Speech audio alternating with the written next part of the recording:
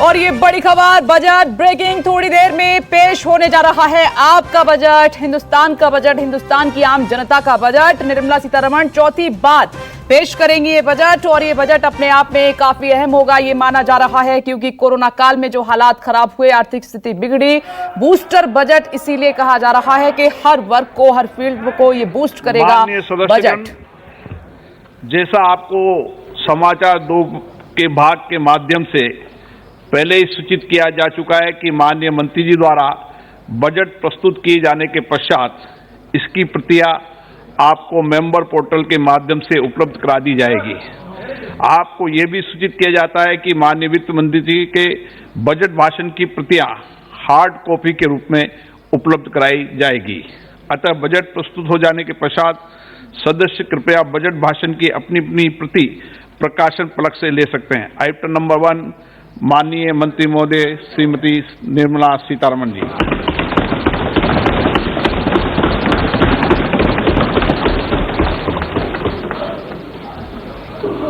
मंत्री जी आज digital budget पढ़ रही हैं।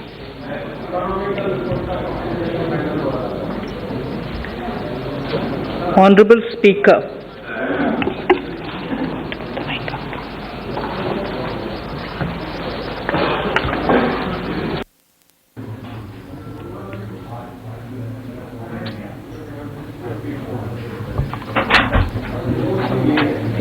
माननीय अध्यक्ष जी, मैं 2022-23 के लिए बजट प्रस्तुत करती हूँ।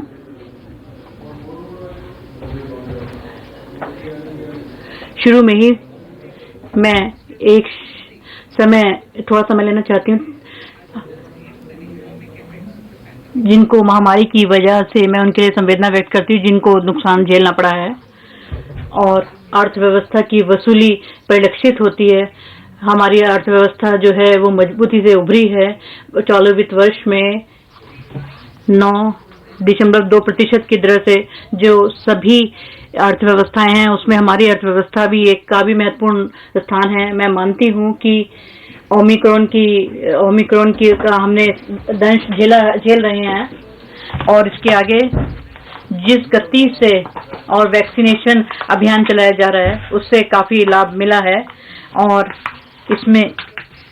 इससे जो पिछले 2 वर्षों में काफी अधिक जो है सुधार हुआ है और हम इस चुनौती का सामना करने के लिए मजबूत स्थिति में हैं। मुझे पूरा विश्वास है कि सबके प्रयास से हम मजबूती से अपनी विकास यात्रा को जारी रखेंगे। माननीय अध्यक्ष जी, हम आजादी का अमृत महोत्सव मना रहे हैं और अमृत काल में प्रवेश कर चुके हैं। 25 वर्ष की लंबी यात्रा के बाद हम भारत 100 पर पहुंचेंगे। माननीय प्रधानमंत्री जी ने स्वतंत्रता दिवस के अपने भाषण में भारत 100 के दृष्टिकोण को निर्धारित किया है और अब हमारी सरकार का उद्देश्य अमृतकाल में निर्धारित लक्ष्य को प्राप्त करके उस दृष्टिकोण को पूरा करना है।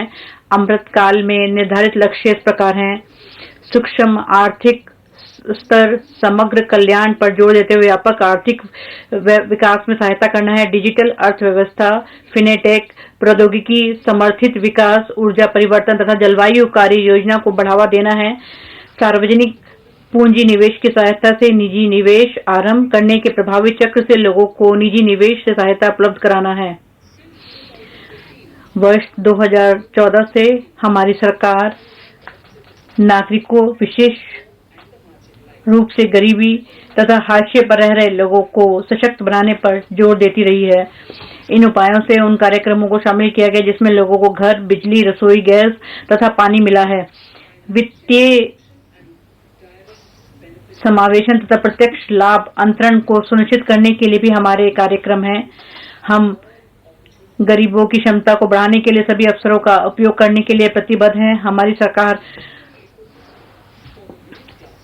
मध्य वर्ग, जिनमें मध्यम आय के विभिन्न समूहों के व्यापक और विस्तृत वर्ग शामिल हैं, को उनकी इच्छा अनुसार अवसरों का उपयोग करने के लिए उन्हें आवश्यक माहौल उपलब्ध कराने के लिए निरंतर प्रयासरत है।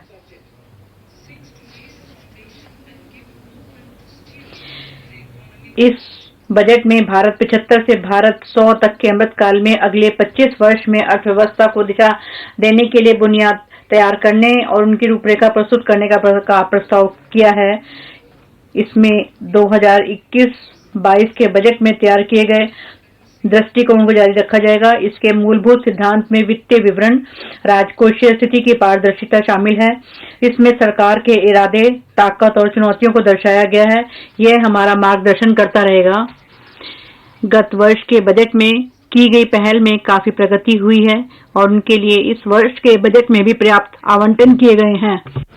The strengthening of health infrastructure, स्वास्थ्य संबंधी बुनियादी सुविधाओं को सुदृढ़ बनाना, टीकाकरण कार्यक्रम को तेजी से आगे बढ़ाना, महामारी की मौजूदा लहर के प्रति राष्ट्रव्यापी प्रतिरोधक क्षमता स्पष्ट रूप से दिख रही है। आत्मनिर्भर भारत के दृष्टिकोण को प्राप्त करने के लिए 14 क्षेत्रों में उत्पादकता संबंध प्रोत्साहन को उत्साहवर्धक प्रतिक्रिया प्राप्त हुई है। इसमें 60 लाख नई नौकरी सृजित करने और अगले 5 वर्ष के दौरान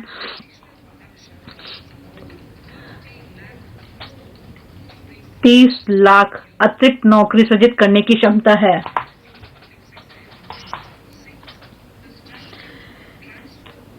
सार्वजनिक क्षेत्र के उद्यम संबंधी नई नीति लागू करने के संबंध में एयर इंडिया के रणनीतिक स्वामित्व हस्तांतरण का कार्य पूरा हो गया है। नीलांचल इस्पात निगम लिमिटेड के राजनीतिक साझेदार का चयन कर लिया गया है और LIC के सार्वजनिक निर्गम के जल्द ही आने की संभावना है। 2022-23 में अन्य के संबंध में भी प्रक्रिया आरंभ की जाएगी।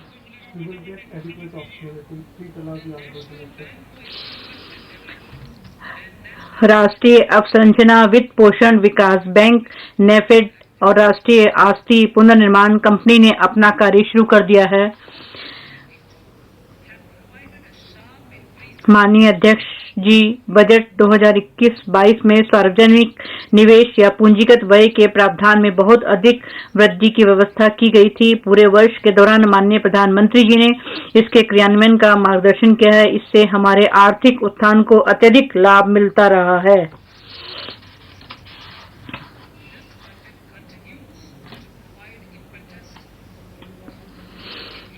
इस बजट में विकास को प्रोत्साहन दिया जाना जारी रखा गया है। इसके लिए अमृतकाल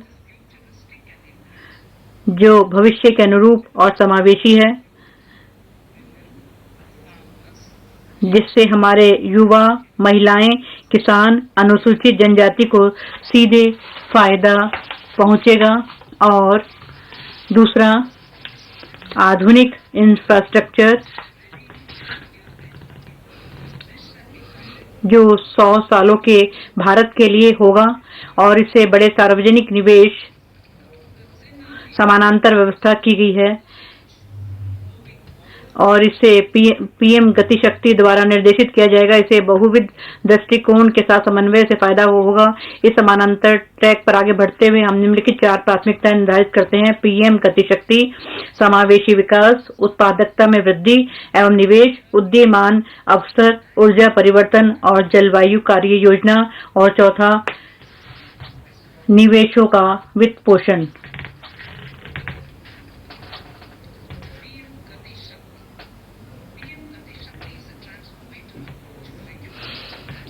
पीएम गति शक्ति आर्थिक वृद्धि और सतत विकास की दिशा में एक परिवर्तनकारी पद्धति है।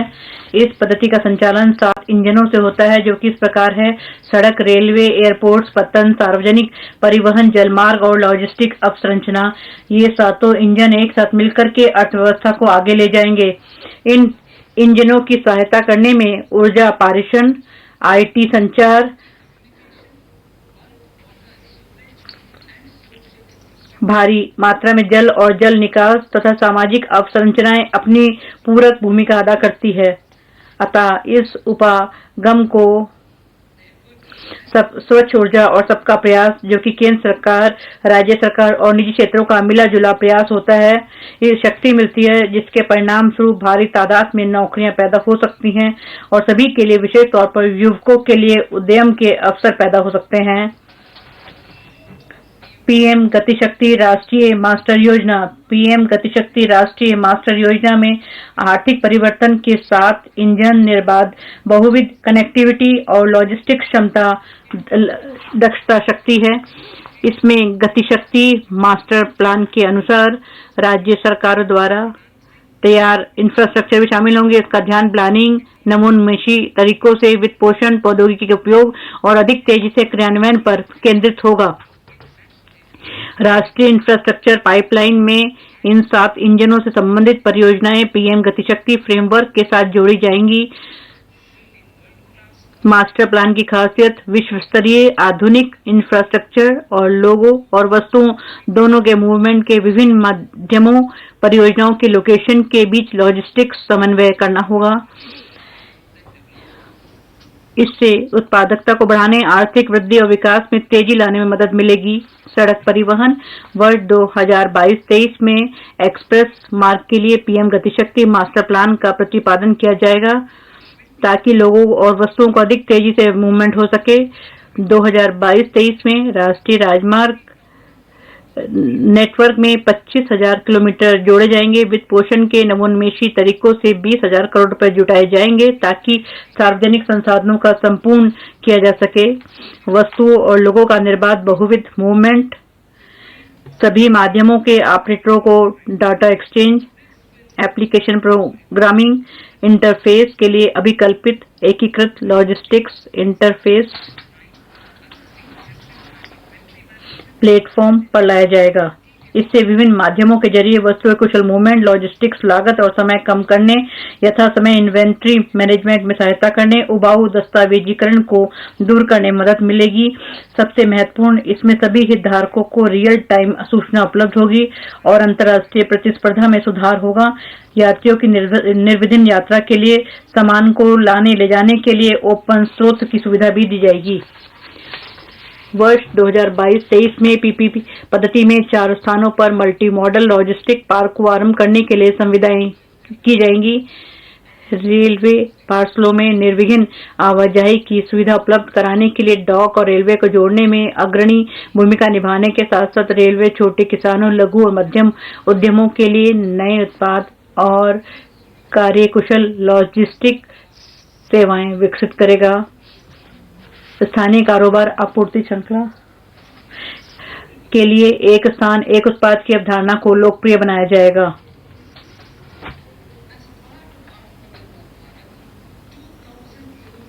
आत्मनिर्भर भारत के अंतर्गत वर्ष 2022-23 में 2000 किलोमीटर के नेटवर्क को कवच के अंतर्गत लाया जाएगा, जो कि सुरक्षा और क्षमता संवर्धन के लिए विश्व स्तर की स्वदेशी प्रौद्योगिकी है। अगले 3 वर्षों के दौरान 400 नई पीढ़ी की वंदे भारत रेलगाड़ियों का विकास और विनिर्माण किया जाएगा, जो कि ऊर्जा क्षमता और यात्रियों के सुखद अनुभव की दृष्टि से बेहतर होगा। अगले 3 वर्ष के दौरान मल्टी मॉडल लॉजिस्टिक्स सुविधाओं के लिए 100 पीएम गतिशक्ति कार्गो टर्मिनल्स तैयार किए जाएंगे।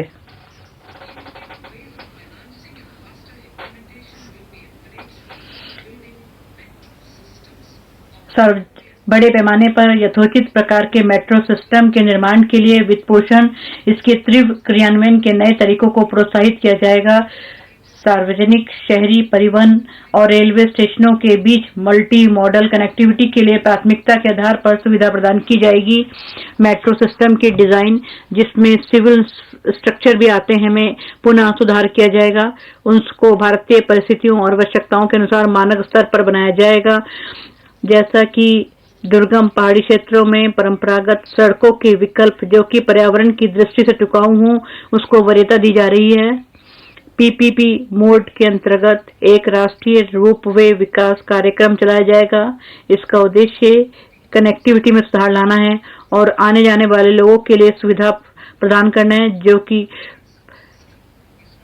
पर्यावरण को बढ़ावा देने के अलावा इसमें सघन आबादी वाले ऐसे शहरी क्षेत्रों को भी कवर किया जाएगा जहां की परंपरागत सार्वजनिक परिवहन व्यवस्था संभव नहीं है। वर्ष 2022-23 में 8 रोपवे परियोजनाएं, जिनकी कुल लंबाई 60 किलोमीटर होगी, के लिए ठेके दिए जाएंगे।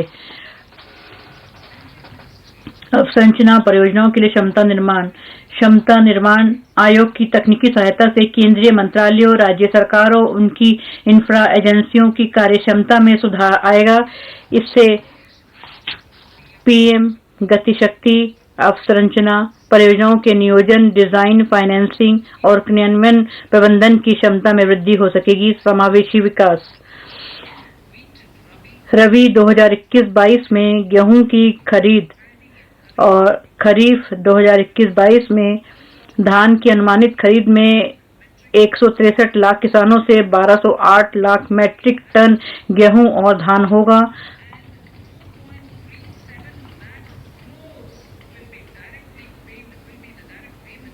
और एमएसपी मूल्य का 2.37 लाख करोड़ रुपए का भुगतान सीधे उनके खाते में किया जाएगा।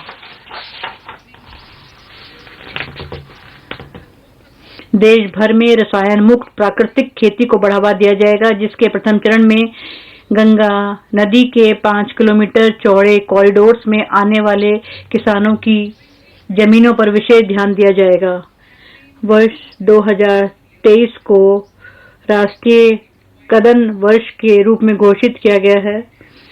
इससे फसलोपरांत मूल्य संवर्धन, घरेलू खपत को बढ़ाने और कदम उत्पादों की राष्ट्रीय और अंतर्राष्ट्रीय ब्रांडिंग करने के लिए सहायता दी जाएगी और तिलहनों के आयात पर अपनी निर्भरता को कम करने के लिए तिलहनों के घरेलू उत्पादन को बढ़ाने के उद्देश्य से एक तर्कसंगत और व्यापक योजना चलाई जाएगी। किसानों को डिजिटल और हाईटेक सेवाएं प्रदान करने के लिए पीपीपी मोड में एक योजना शुरू की जाएगी, जिसमें सार्वजनिक क्षेत्र के अनुसंधान और विस्तार संस्थानों के साथ साथ निजी एग्रीटेक प्लेयर्स और स्टेक होल्डर्स जो कि एग्री वैल्यू चेन के होंगे शामिल होंगे।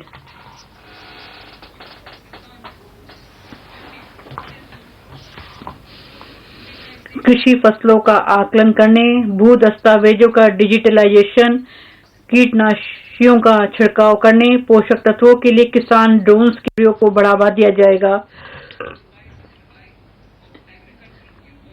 राज्यों को इसलिए प्रोत्साहित किया जाएगा कि वे अपनी कृषि विश्वविद्यालयों के पाठ्यक्रमों में संशोधन कर सकें, जिससे कि प्राकृतिक, जीरो बजट, ऑर्गेनिक फार्मिंग, आधुनिक कृषि, मूल्य संवर्धन और प्रबंधन की जरूरतों को पूरा किया जा सके।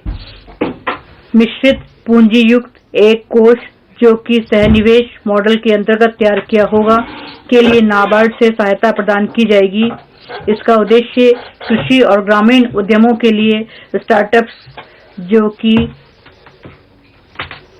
कृषि उत्पाद मूल्य श्रृंखला के लिए संगत होंगे को वित्त पोषित करना है।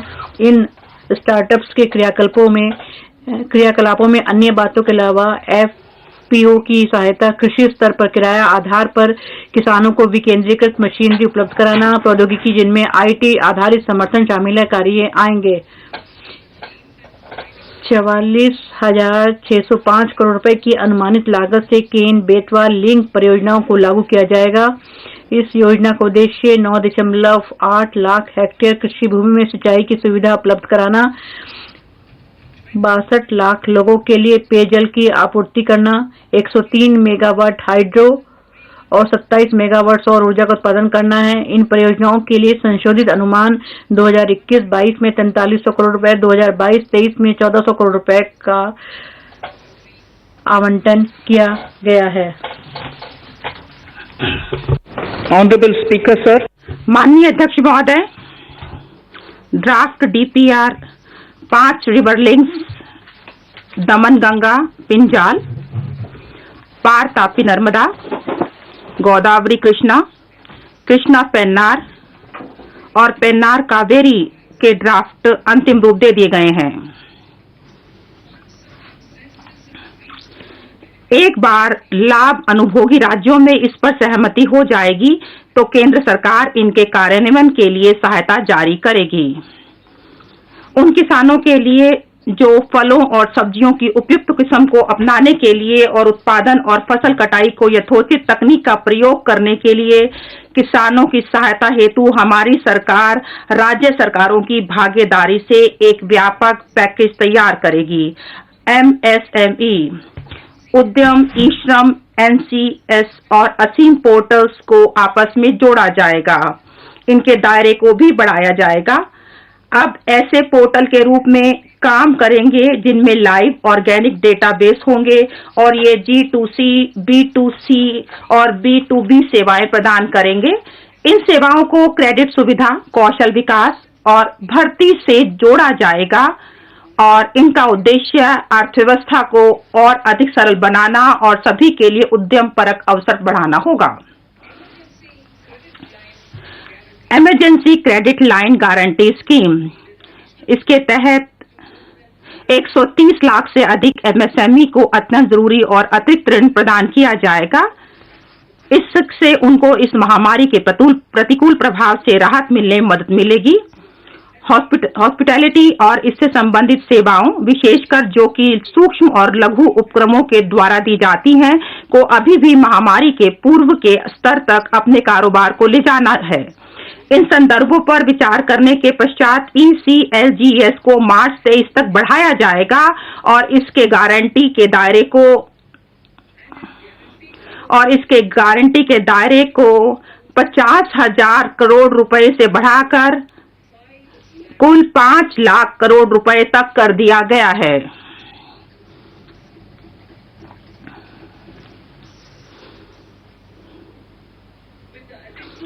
और जो हॉस्पिटैलिटी और इससे संबंधित उपक्रमों के लिए अनन्य रूप से अतिरिक्त सहायता प्रदान की जाएगी।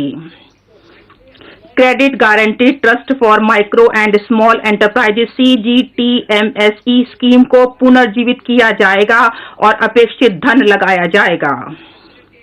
इससे 2 लाख करोड़ रुपए का अतिरिक्त ऋण प्रदान किया जाएगा। सूक्ष्म और लघु उद्यमों को और रोजगार के अवसर भी प्रदान किए जाएंगे।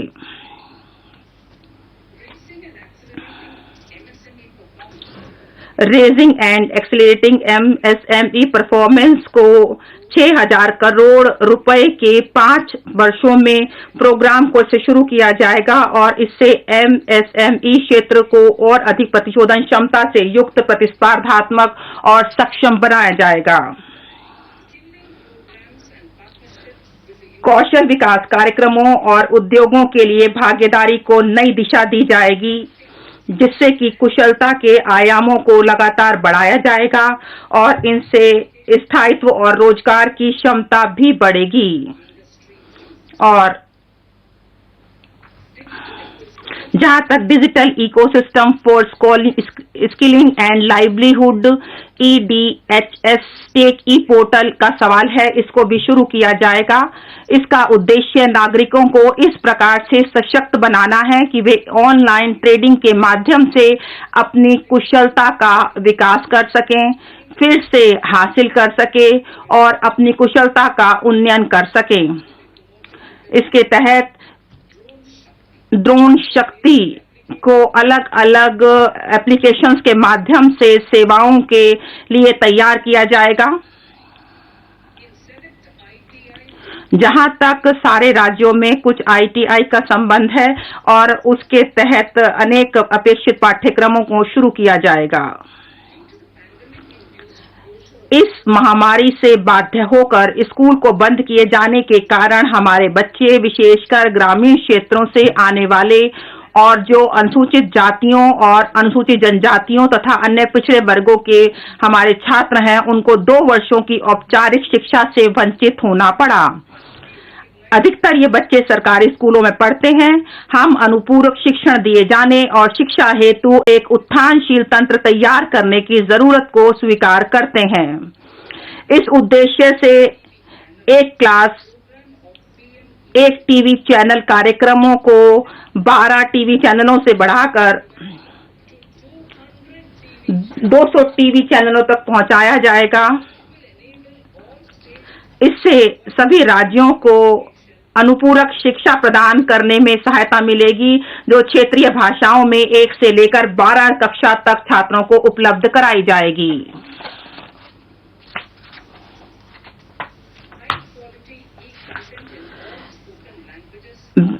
व्यवसायिक पाठ्यक्रम के तहत अत्यंत महत्वपूर्ण चिंतन कौशल को बढ़ावा देने और रचनात्मकता को स्थान देने के लिए वर्चुअल पाठ्यक्रमों और समकालीन शिक्षण प्रवेश के लिए 15 स्किलिंग ई-लैब्स की स्थापना की जाएगी और ये ई-कंटेंट के माध्यम से किया जाएगा और अध्यापकों को सशक्त किया जाएगा कि वह शिक्षण के माध्यम से अच्छी शिक्षा इनको उपलब्ध करा सकें। एक डिजिटल विश्वविद्यालय की स्थापना की जाएगी ताकि छात्रों को सभी प्रकार की शिक्षा उपलब्ध हो सके। पूरे देश में और विश्व स्तरीय गुणवत्तापूर्ण सर्वसुलभ शिक्षा देने के लिए एक डिजिटल विश्वविद्यालय की स्थापना की जाएगी।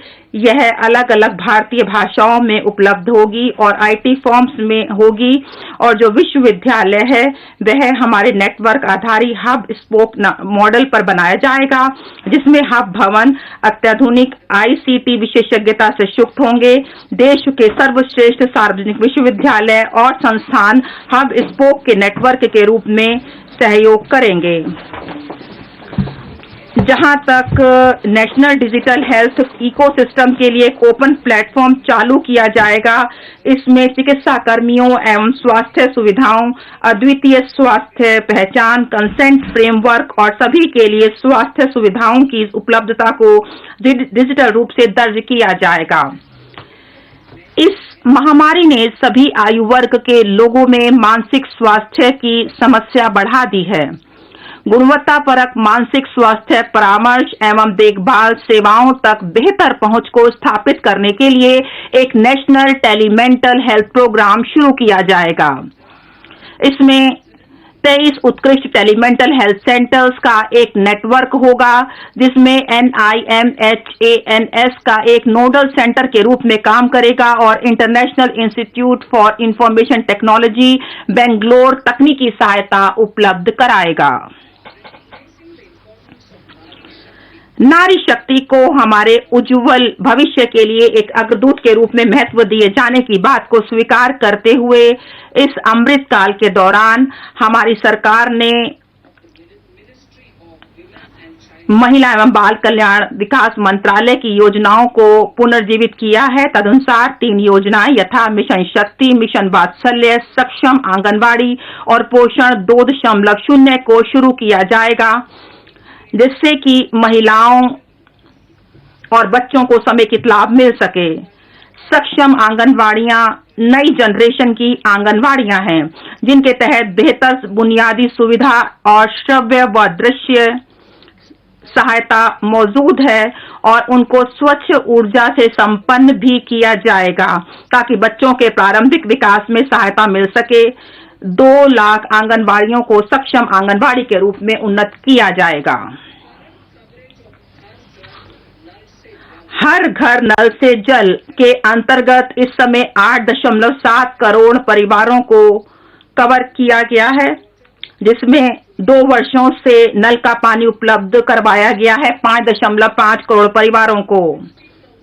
60,000 करोड़ रुपए का आवंटन किया गया है ताकि 3.8 करोड़ परिवारों को कवर किया जा सके 2022-2023 के दौरान। 2022-23 में 80 लाख मकान बनाए जाएंगे जो PM आवास योजना के अभिज्ञात व पात्र लाभ अनुभोगी होंगे। यह शहरी और ग्रामीण दोनों क्षेत्रों में किया जाएगा। 48,000 करोड़ रुपए का आवंटन इस उद्देश्य के लिए किया गया है।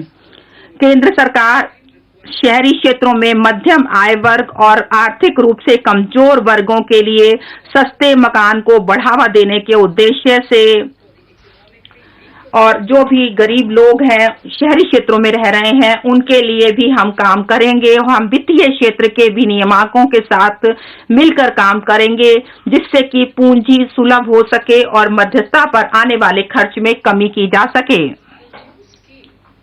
एक नई योजना prime ministers development initiative for north east region इस नाम की एक नई योजना चलाई जाएगी उत्तर पूर्व परिषद के माध्यम से।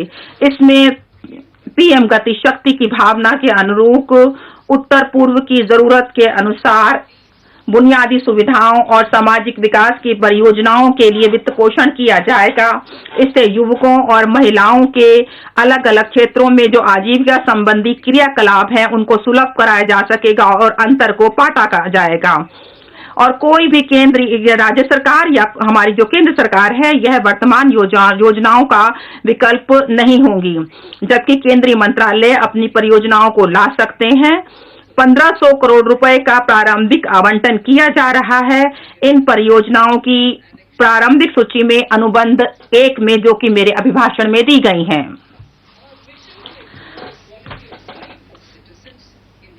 देश के अत्यंत दुर्गम और पिछड़े जिलों में रहने वाले नागरिकों के जीवन की गुणवत्ता में सुधार करने का हमारा जो स्वप्न था, वह महत्वाकांक्षी जिला कार्यक्रम बहुत कम समय में ही साकार हो गया है। 95% जो 112 जिले हैं, उनमें बहुत ज्यादा प्रगति हुई है 3 क्षेत्रों में: स्वास्थ्य, पोषण, वित्तीय स्थिति और आधारभूत अवसंरचना। उन्होंने यहां तक कि कुछ राज्यों को पीछे कर दिया है जहां तक इन सुविधाओं का संबंध है।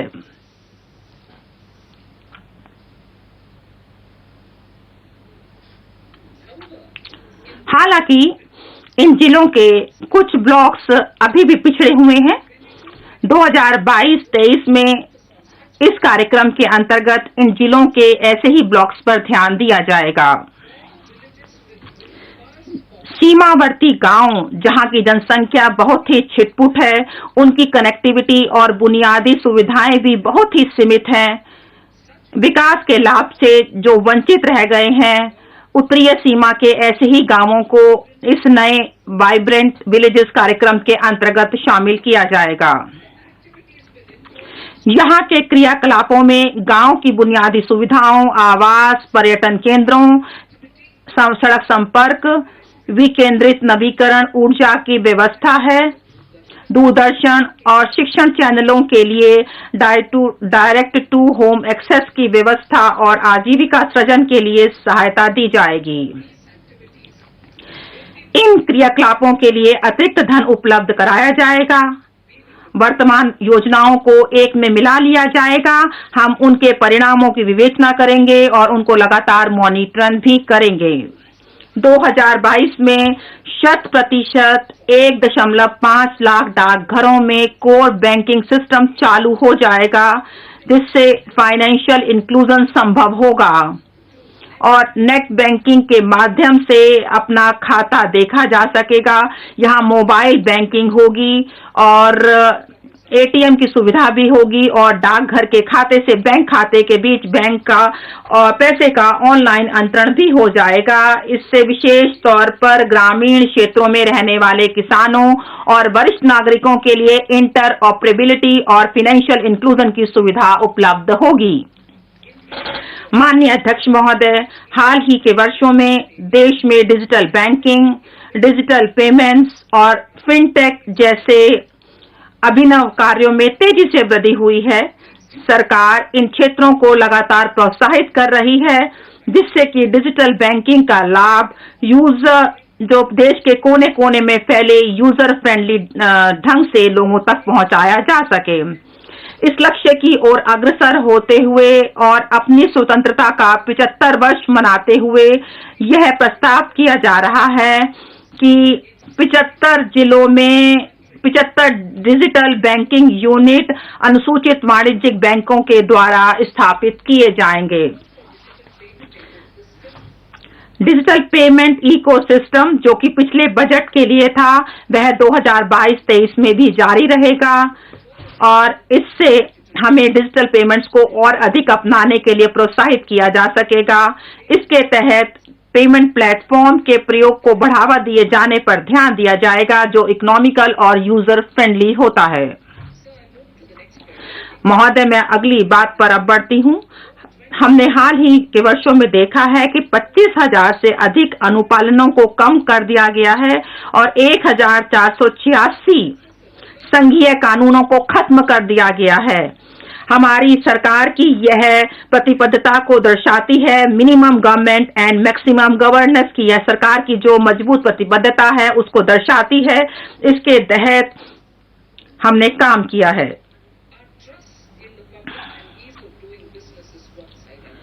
और हमने ईज ऑफ डूइंग बिजनेस का जो हमारा लोगों में विश्वास है उसको हमने यहाँ दर्शाया है।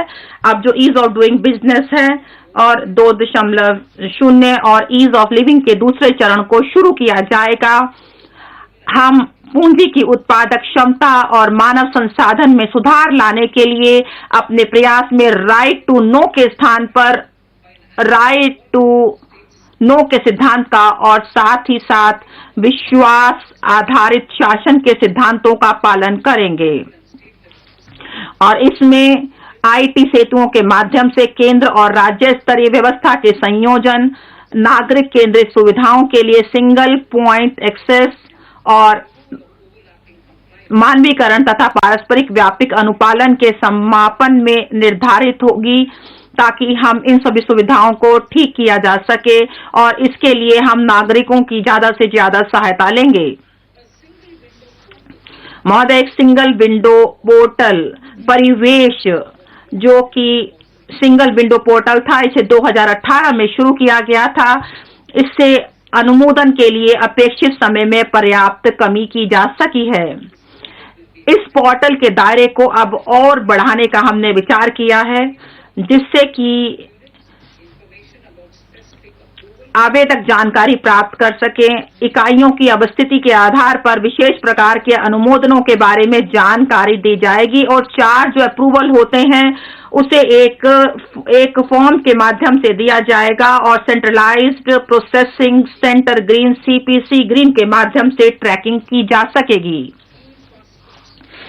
ई पासपोर्ट, जो ई पासपोर्ट जारी किए जाने लगेगा, जिसे एम्बेडेड चिप और भावी प्रौद्योगिकी का प्रयोग करके 2022-23 में किया जा सकेगा, जिससे नागरिकों को अपने विदेश की यात्रा करने में और अधिक सुविधा होगी। जब भारत 100 साल का हो जाएगा तो इसकी संभावना यही है कि हमारी आधी से अधिक जनसंख्या शहरी क्षेत्रों में निवास कर रही होगी। इस स्थिति के लिए तैयार होने के लिए एक सुव्यवस्थित शहरी विकास बहुत महत्वपूर्ण है। इससे देश की आर्थिक क्षमता का उपयोग किया जा सकेगा, जिसमें जनसांख्यिकी लाभांश के लिए आजीविका संबंधी अवसर भी आते हैं। इसके लिए हम मेगा सिटीज के पोषण की जरूरत है। आसपास के क्षेत्रों को आर्थिक विकास के वर्तमान केंद्रों के रूप में विकसित करने की जरूरत है। दूसरी ओर हमें टायर 2 और टायर 3 शहरों में सुविधा प्रदान किए जाने की जरूरत है, जिससे कि भविष्य के लिए इनको एक बाह्य कवच के रूप में तैयार किया जा सके। इसके लिए यह जरूरी है कि हम अपने शहरों को जीवन के दीर्घकालिक रास्तों के केंद्र के रूप में देखें, जिसमें सभी के लिए, विशेषकर महिला और युवकों के लिए अवसर उपलब्ध हो। ऐसा होने के लिए शहरी नियोजन का सामान्य दृष्टिकोण का चलाना संभव है और इसके लिए हम ऐसे कुछ संगठनों का गठन करेंगे जो कि शहरी क्षेत्रों में क्षमता विकास, नियोजन, कार्यान्वयन और प्रशासन के बारे में सिफारिशी करेगा। शहरी क्षमता निर्माण के लिए राज्यों को सहायता प्रदान की जाएगी।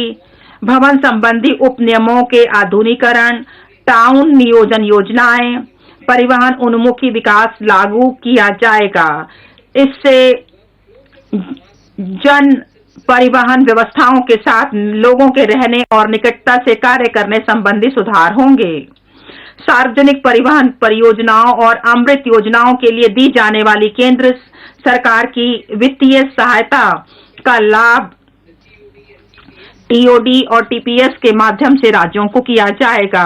जहां तक भारत का विकास करने के लिए और शहरी नियोजन और डिजाइन में भारत विशिष्ट ज्ञान विकसित करने और इन क्षेत्रों में प्रमाणित प्रशिक्षण प्रदान करने के लिए विभिन्न क्षेत्रों में 5 मौजूदा शैक्षिक संस्थाओं को उत्कृष्टता केंद्रों के रूप में अभी चिन्हित किया जाएगा।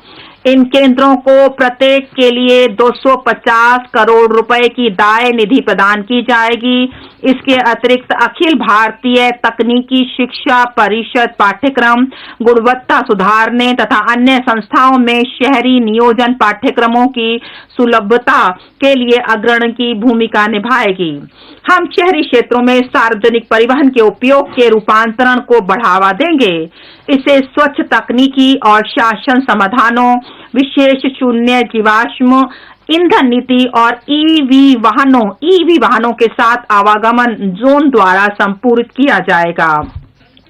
बैटरी अदला बदली नीति। बड़े पैमाने पर चार्जिंग स्टेशनों की स्थापना के लिए शहरी क्षेत्रों में स्थान की कमी पर विचार करते हुए एक बैटरी अदला बदली नीति लाई जाएगी तथा अंतर प्रचालनीय तैयार किए जाएंगे।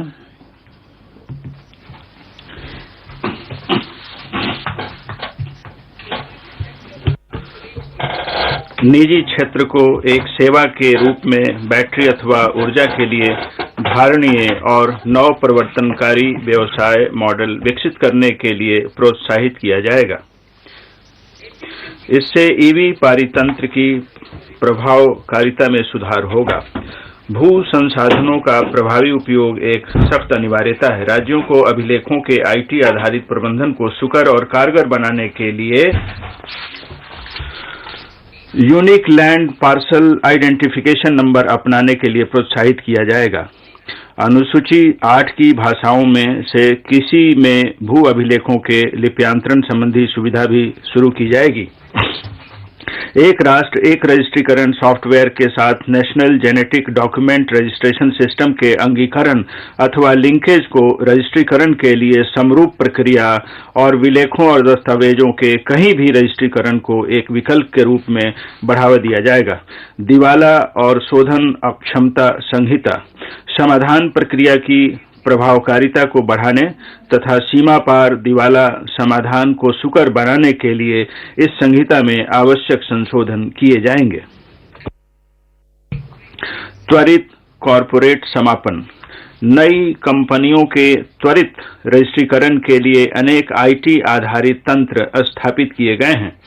अब पुनर्विन्यास प्रक्रिया के साथ त्वरित कॉरपोरेट समापन के लिए केंद्र इन कंपनियों के स्वैच्छिक परिसमापन को सरल और कारगर बनाने तथा गति देने के लिए मौजूदा 2 वर्ष के समय को 6 माह तक बढ़ाने के लिए स्थापित किया जाएगा। सरकारी खरीद। हाल ही में सरकारी नियमों को अमृतकाल की आवश्यकताओं के लिए आधुनिक बनाया गया है। नए नियमों को विभिन्न हितधारकों से प्राप्त इनपुटों से लाभ मिला है। आधुनिक बनाए गए नियम जटिल टेंडरों के मूल्यांकन में लागत के अलावा पारदर्शी गुणवत्ता मानदंडों के उपयोग को अनुमति देते हैं। चालू बिलों के 75% के भुगतान हेतु अनिवार्य रूप से 10 दिन के भीतर और समझौते के माध्यम से विवादों के निपटारे को प्रोत्साहित करने के लिए प्रावधान किए गए हैं। पारदर्शिता को बढ़ाने तथा भुगतानों में विलंब को कम करने एक अगले कदम के रूप में एक पूर्णतः कागज रहित एंड-टू-एंड ऑनलाइन ई-बिल सिस्टम को अपनी खरीदों के लिए सभी केंद्रीय मंत्रालयों द्वारा उपयोग के लिए शुरू किया जाएगा। यह सिस्टम आपूर्तिकर्ताओं और ठेकेदारों को अपने डिजिटल रूप से हस्ताक्षरित बिलों और दावों तथा कहीं से भी अपनी स्थिति का पता लगाने के लिए ऑनलाइन प्रस्तुत करने में सक्षम बनाया जाएगा।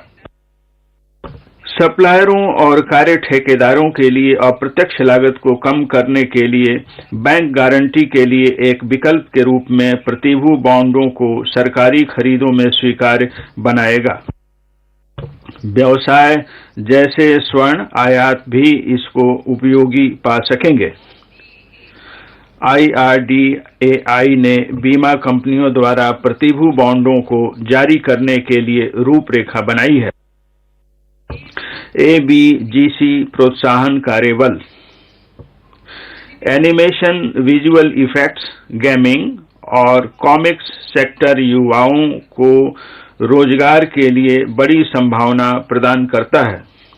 एक ABGC संवर्धन कार्यबल सभी हितधारकों के साथ इसे प्राप्त करने तथा हमारे बाजारों और वैश्विक मांग को पूरा करने के लिए घरेलू क्षमता निर्माण के लिए तौर तरीकों की सिफारिश करने के लिए स्थापित किया जाएगा। दूरसंचार क्षेत्र। सामान्य रूप से दूरसंचार और विशेष रूप से 5G प्रौद्योगिकी समृद्धि और रोजगार अवसर प्रदान करने में समर्थ बना सकते हैं। अपेक्षित स्पेक्ट्रम नीलामियों को निजी दूरसंचार प्रदाताओं द्वारा 2022-23 के भीतर 5G मोबाइल सेवाओं के आरंभ को सुकर बनाने के लिए 2022 में निष्पादित किया जाएगा। डिजाइन आधारित विनिर्माण के लिए एक योजना उत्पादन से जुड़ी प्रोत्साहन योजना के भाग के रूप में 5G के लिए एक मजबूत पारितंत्र बनाने के लिए लॉन्च की जाएगी। ग्रामीण और दूर दराज के क्षेत्रों में सस्ते ब्रॉडबैंड और मोबाइल सेवा प्रसार को सक्षम बनाने के लिए वैश्विक सेवा बाध्यता निधि के तहत वार्षिक संग्रह के 5% तक आवंटित की जाएगी। इससे प्रौद्योगिकियों और समाधानों के अनुसंधान और विकास तथा वाणिज्यीकरण को बढ़ावा मिलेगा। हमारा विजन यह है कि सभी ग्राम और उनके निवासियों को ई सेवाओं की समान पहुंच, संचार सुविधाएं और शहरी क्षेत्रों और उनके निवासियों के रूप में डिजिटल संसाधन प्राप्त होने चाहिए। दूर दराज के क्षेत्र सहित सभी ग्रामों में ऑप्टिकल फाइबर बिछाने के लिए संविदाएं वर्ष 2022-23 में पीपीपी के माध्यम से भारत नेट परियोजना के तहत ठेके दिए जाएंगे। इसके 2025 में पूरा हो जाने की संभावना है।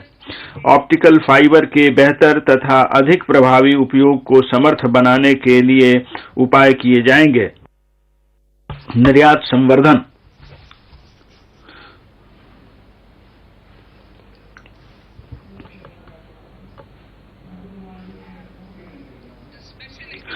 विशेष आर्थिक जोन अधिनियम को एक नए विधान से प्रतिस्थापित किया जाएगा, जो राज्यों को उद्यमों और सर्विस हबों के विकास में भागीदार बनने के लिए समर्थ होंगे। इसमें उपलब्ध अवसंरचना को इष्टतम रूप से उपयोग करने तथा निर्यातों की प्रतिस्पर्धात्मकता को बढ़ाने के लिए सभी बड़े मौजूदा और नए औद्योगिक एनक्लेव शामिल होंगे। रक्षा में आत्मनिर्भरता। हमारी सरकार निर्यातों को कम करने और सशस्त्र बलों के लिए उपकरणों में आत्मनिर्भरता को बढ़ावा देने के लिए प्रतिबद्ध है। पूंजीगत खरीद बजट के 2021-22 में 58% से बढ़ाकर वर्ष 2022-23 में घरेलू उद्योग के लिए 68% तक उत्कृष्ट किया जाएगा। रक्षा अनुसंधान और विकास कार्य उद्दृष्टि रक्षा अनुसंधान और विकास बजट के 25% के साथ उद्योगों, स्टार्टअप और शिक्षा जगत के लिए खोला जाएगा। निजी उद्योगों को एसपीवी मॉडल के माध्यम से डीआरडीओ और अन्य संगठनों के सहयोग से सैन्य प्लेटफॉर्म और उपकरणों के डिजाइन और विकास निष्पादित करने के लिए प्रोत्साहित किया जाएगा। एक स्वतंत्र नोडल अम्ब्रेला निकाय को व्यापक परीक्षण और प्रमाणन आवश्यकताओं को पूरा करने के लिए स्थापित किया जाएगा। उदीयमान अवसर, कृत्रिम सतर्कता, भू-स्थानिक तंत्र और ड्रोन, सेमीकंडक्टर और इसका पारितंत्र, अंतरिक्ष अर्थव्यवस्था, जेनोमिक्स, फार्मास्यूटिकल्स, ग्रीन एनर्जी और स्वच्छ आवागमन तंत्रों में बड़े पैमाने पर धारणीय विकास की सहायता करने तथा देश को आधुनिक बनाने की भारी संभावना है। ये युवाओं के लिए रोजगार अवसर प्रदान करते हैं तथा भारतीय उद्योग जगत को अधिक प्रभावी और प्रतिस्पर्धी बनाते हैं। सहायक नीतियां, सरल विनियमों, घरेलू क्षमताओं के निर्माण के लिए सुविधापरक कार्यों और अनुसंधान और विकास को बढ़ावा देने जैसे कार्यों से सरकार के दृष्टिकोण को दिशा निर्देशित किया जाएगा।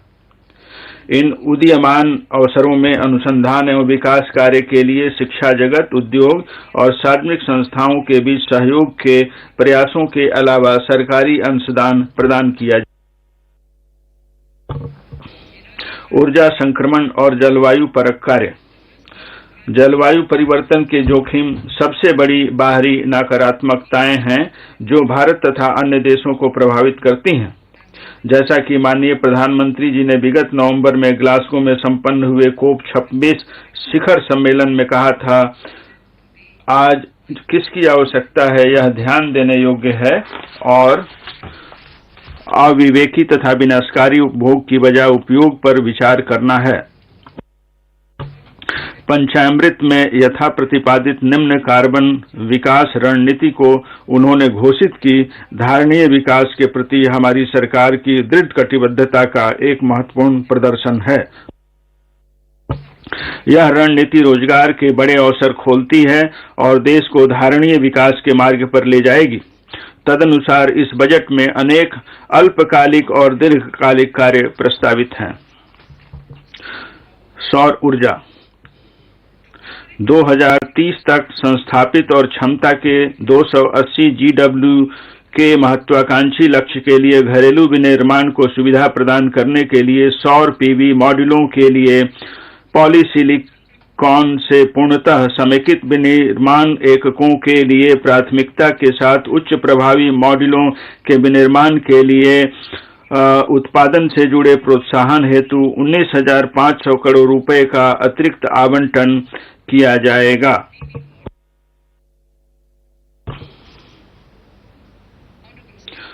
माननीय अध्यक्ष महोदय, वृत्ताकार अर्थव्यवस्था संक्रमण के उत्पादकता बढ़ाने तथा नए व्यवसायों तथा रोजगारों के लिए बड़े अवसर सृजित करने में सहायता करने की संभावना है। 10 सेक्टरों जैसे इलेक्ट्रॉनिक अपशिष्ट, वाहनों की अवधि समाप्ति, प्रयुक्त तेल अपशिष्ट और विषैले और घातक औद्योगिक अपशिष्ट के लिए कार्य योजनाएं तैयार हैं। अब अवसंरचना, प्रतिलोमी संभार तंत्र, प्रौद्योगिकी उन्नयन और अनौपचारिक क्षेत्र के साथ एकीकरण के मुद्दों के समाधान पर ध्यान दिया जाएगा। इसे विनियमनों और विस्तारित उत्पादक उत्तरदायित्व रूपरेखा और नव प्रवर्तनकारी सुविधाकरण को कवर करते हुए सक्रिय जननीतियों द्वारा समर्थन दिया जाएगा।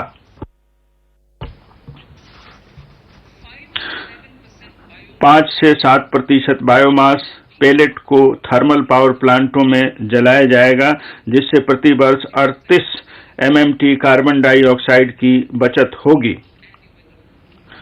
इससे किसानों को अतिरिक्त आय होगी और स्थानीय लोगों के लिए रोजगार के अवसर उपलब्ध होंगे और हम खेतों में पराली को जलाने से भी बच जाएंगे। ऊर्जा की बचत ऊर्जा प्रबंधन का एक महत्वपूर्ण पहलू है, अतः ऊर्जा एफिशिएंसी तथा बचत उपायों को बढ़ावा दिया जाएगा। इसे बड़े वाणिज्यिक भवनों में ऊर्जा सेवा कंपनी कार्य मॉडल के माध्यम से किया जाएगा। यह क्षमता निर्माण, एनर्जी ऑडिट के लिए जागरूकता कार्य निष्पादन संविदा तथा सामान्य माप एवं सत्यापन प्रोटोकॉल के लिए सुविधा उपलब्ध कराएगा। उद्योग के लिए कॉल गैसिफिकेशन तथा कोयले को रसायन में परिवर्तित करने हेतु 4 प्राइवेट परियोजनाएं स्थापित की जाएंगी, जो तकनीकी तथा वित्तीय रूप से व्यवहार्य होंगी। कृषि वानिकी तथा निजी वानिकी को बढ़ावा देने के लिए नीतिगत तथा अपेक्षित विधायी परिवर्तन किए जाएंगे। इसके अलावा अनुसूचित जाति और अनुसूचित जनजाति जो कृषि वानिकी करना चाहे के किसानों को वित्तीय सहायता उपलब्ध कराई जाएगी। माननीय अध्यक्ष महोदय, अब मैं चौथी प्राथमिकता पर जा रही हूं, सार्वजनिक पूंजी निवेश। पूंजी निवेश अपने प्रवर्धन प्रभाव के जरिए त्वरित एवं संघारीय आर्थिक पुनरुत्थान और समेकन की दृष्टि से अत्यंत महत्वपूर्ण होते हैं। पूंजी निवेश से रोजगार के अवसरों का सृजन करने में बड़े उद्योगों एवं MSME से विनिर्मित निवेशकों के लिए बढ़ी हुई मांग का उत्प्रेरण करने में मदद मिलती है और बेहतर कृषि और संरचना के माध्यम से इससे किसानों को भी मदद मिलती है। उच्च ग्रोथ के साथ महामारी के प्रभावों से बाहर निकलने की दृष्टि से अत्यंत सशक्त उत्थानशीलता दर्शाई है। हालांकि हमें 2020-21 में आई गिरावट की भरपाई करने के लिए उस स्तर को बरकरार रखने की जरूरत है। जैसा कि पहले पैरा 5 में बताया गया है, निवेश के कारगर चक्र को निजी निवेश की ओर प्रेरित करने के लिए सरकारी निवेश की आवश्यकता पड़ेगी। इस स्तर पर निजी निवेशों के लिए यह जरूरी जान पड़ता है कि उनकी क्षमता को बढ़ाने के लिए और अर्थव्यवस्था की जरूरत को पूरा करने के लिए सहायता की जरूरत है। सार्वजनिक निवेश को आगे बढ़ाए बने रहने की जरूरत है और 2022-23 में निजी निवेश और मांग को बढ़ाना भी जरूरी है। उपर्युक्त जरूरतों को देखते हुए एक बार फिर केंद्रीय बजट में पूंजीगत व्यय के लिए परिव्यय में तेजी से बढ़ोतरी की गई है। अभी यह चालू वर्ष में 5.54 लाख करोड़ रुपए है, जिसमें 35.4% की बढ़ोतरी करके 2022-23 में 7.5 लाख करोड़ रुपए कर दिया गया है। यह 2019-20 के व्यय से 2.2 गुना से भी अधिक बढ़ गया है। 2022-23 में यह परिव्यय जीडीपी का 2.9% होगा। कारगर पूंजीगत व्यय राज्यों को सहायता अनुदान के माध्यम से पूंजीगत आस्तियों के सृजन के लिए किए गए प्रावधान के साथ साथ निवेश के चलते केंद्र सरकार का कारगर पूंजीगत व्यय 2022-23 में अनुमानतः 10.68 लाख करोड़ रुपए का हो जाएगा, जो कि जीडीपी का लगभग 4.1% जीडीपी का होगा। ग्रीन बॉन्ड्स 2022-23 में सरकार द्वारा ली जाने वाली सभी बाजार उधारियों के सिलसिले में सॉवरेन ग्रीन बॉन्ड्स जारी किए जाएंगे, जिनसे हरित अवसंरचना के लिए संसाधन जुटाए जाएंगे। इससे प्राप्त धन को सार्वजनिक क्षेत्र की ऐसी परियोजनाओं में लगाया जाएगा जो अर्थव्यवस्था में कार्बन इंटेंसिटी को कम करने में सहायक हों। GIFT विश्व स्तरीय विदेशी विश्वविद्यालयों और संस्थानों को GIFT शहरों में वित्तीय प्रबंधन, फिनटेक, विज्ञान, प्रौद्योगिकी, इंजीनियरिंग, गणित में अपने पाठ्यक्रम चलाने की अनुमति दी जाएगी और केवल IFSCA द्वारा चलाए जाने वाले पाठ्यक्रमों को छोड़कर इन्हें घरेलू विनियमों से मुक्त रखा जाएगा। इससे सेवाओं और प्रौद्योगिकियों के लिए उच्च स्तर के मानव संसाधन उपलब्ध कराए जा सकेंगे।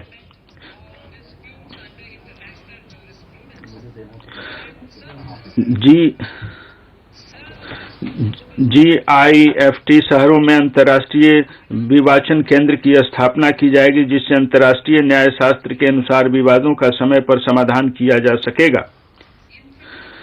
देश में सतत एवं माहौल के अनुरूप वित्त पोषण के लिए वैश्विक पूंजी जुटाने के लिए आवश्यक सेवाएं GIT शहरों में दी जाएगी। डेंस चार्जिंग इंफ्रास्ट्रक्चर और ग्रिड स्केल बैटरी सिस्टम वाले डाटा सेंटर्स और एनर्जी स्टोरेज सिस्टम्स को अवसंरचनाओं की हार्मोनाइज्ड लिस्ट में शामिल किया जाएगा। इससे डिजिटल अवसंरचना और स्वच्छ ऊर्जा भंडारण के लिए क्रेडिट सुलभ हो सकेगा। उद्यम पूंजी और निजी इक्विटी निवेश। उद्यम पूंजी और निजी इक्विटी ने पिछले साल 5.5 लाख करोड़ रुपए से अधिक का निवेश किया था, जिससे स्टार्टअप और विकास के एक बहुत बड़े इकोसिस्टम का मार्ग प्रशस्त हुआ है। इस प्रकार के निवेश को बढ़ाने के लिए इनके विनियामकों और अन्य प्रकार की बाधाओं की समग्र रूप से जांच परख किए जाने की जरूरत है। इसके लिए एक विशेषज्ञ समिति का गठन किया जाएगा, जो इस तरह की जांच परख करके उचित उपाय सुझाएगी।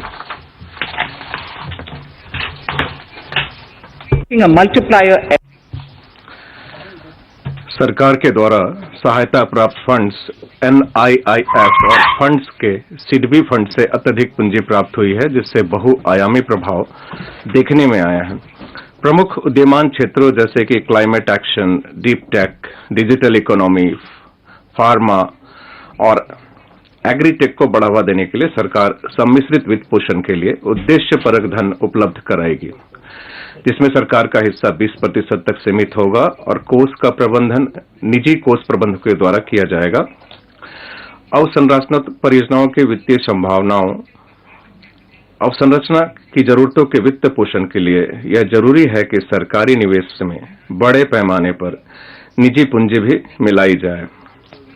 सरकारी निजी भागीदारी वाली परियोजनाओं के साथ साथ दूसरी परियोजनाओं की वित्तीय संभावनाओं को बढ़ाने के लिए बहुपक्षीय एजेंसियों से तकनीकी और ज्ञानपरक सहायता प्राप्त करने के साथ साथ आवश्यक उपाय किए जाएंगे। इनकी वित्तीय संभावना को बढ़ाने के लिए विश्व के सर्वोत्तम तरीकों को अपनाना होगा, वित्त पोषण के नए रास्ते अपनाने होंगे तथा संतुलित जोखिम परक आवंटन किया जाना होगा। डिजिटल रुपया, सेंट्रल बैंक डिजिटल करेंसी को चालू करने से डिजिटल अर्थव्यवस्था को बहुत अधिक बढ़ावा मिलेगा। डिजिटल करेंसी से एक और अधिक दक्ष और सस्ती करेंसी प्रबंधन व्यवस्था देखने में आएगी। इसलिए ब्लॉकचेन और अन्य प्रौद्योगिकी का प्रयोग करके डिजिटल रुपये को चालू करने का विचार है, जिसे भारतीय रिजर्व बैंक के द्वारा जारी किया जाएगा और इसकी शुरुआत 2022-23 से होनी है। पूंजीगत निवेश के लिए राज्यों को वित्तीय सहायता। सहकारी संघवाद की सच्ची भावना को जाहिर करने के लिए केंद्र सरकार राज्यों को मजबूती प्रदान करने के लिए कटिबद्ध है, जिससे कि वे उत्पादक परिसंपत्तियों के सृजन और लाभप्रद रोजगार पैदा करने के लिए अपने पूंजी निवेश को बढ़ा सके। पूंजीगत निवेश के लिए राज्यों को वित्तीय सहायता की योजना का सभी राज्यों ने बहुत ही जोरदार ढंग से स्वागत किया है। मुख्यमंत्रियों और राज्य वित्त मंत्रियों के साथ हुई मेरी बैठक में मिले अनुरोधों को सम्मान देते हुए चालू वर्ष में इस योजना के अंतर्गत बजट अनुमान में रखे गए 10,000 करोड़ रुपए के पूंजी परिव्यय को संशोधित अनुमान में बढ़ाकर 15,000 करोड़ रुपए कर दिया गया है।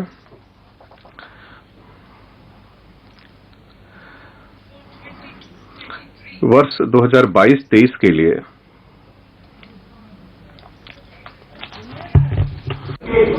I'll repeat that. मैं इस वाक्य को फिर से दोहराती हूं।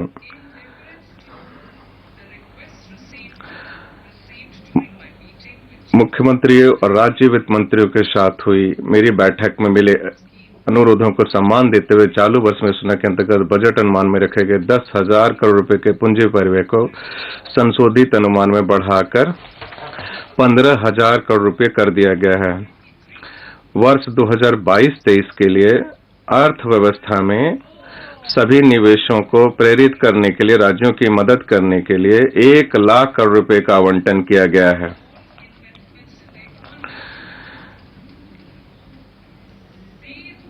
ये 50 वर्षीय ब्याज मुक्त ऋण राज्यों को दिए जाने वाले सामान्य कर्ज के अलावा हैं। ये जो ऋण राज्यों को दिए जाते हैं वो सामान्य कर्ज के अलावा हैं।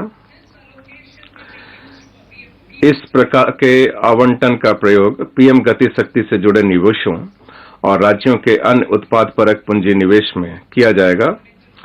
इसमें निम्नलिखित से संबंधित घटक भी शामिल होंगे। प्रधानमंत्री ग्राम सड़क योजना के प्राथमिकता वाले हिस्से के लिए पूरक वित्त पोषण, जिसमें राज्यों के हिस्से के लिए सहायता भी शामिल है।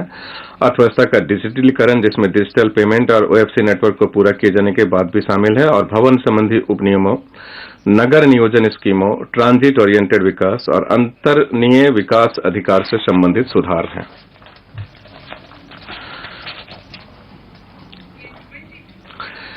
वर्ष 2022-23 में 15वें वित्त आयोग की सिफारिशों के अनुसार राज्यों को जीएसडीपी के 4% तक के राजकोषीय घाटे की अनुमति होगी, जिसमें से 0.5% विद्युत क्षेत्र सुधार से संबंधित होंगे। इसके लिए शर्तों को पहले ही 2021-22 में बता दिया गया है। राजकोषीय प्रबंधन, बजट अनुमान 2021-22 में दिखाए गए 34.83 लाख करोड़ रुपए के कुल व्यय के एवज में संशोधित अनुमान 37.70 लाख करोड़ रुपए कर रखा गया है। पूंजीगत व्यय का संशोधित अनुमान 6.03 लाख करोड़ रुपए का है। इसमें एयर इंडिया की बकाया गारंटी शुदा देनदारियां और इसकी अन्य विविध प्रतिबद्धताओं को पूरा करने के लिए 91,971 करोड़ रुपए की राशि भी शामिल है। बजट अनुमान की ओर देखा जाए तो माननीय अध्यक्ष महोदय 2022-23 में कुल व्यय अनुमानतः 39.45 लाख करोड़ रुपए का रखा गया है, जबकि उधारी से भिन्न कुल प्राप्तियां अनुमानतः 22.84 लाख करोड़ रुपए की हुई है।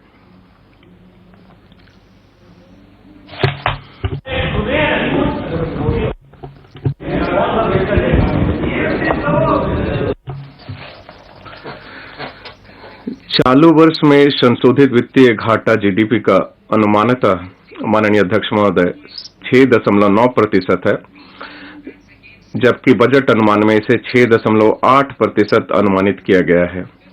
2022-23 में राजकोषीय घाटा जीडीपी का अनुमानतः 6.4% है, जो कि राजकोषीय मजबूती के उस मार्ग के अनुरूप भी है जिसकी मैंने पिछले वर्ष घोषणा की थी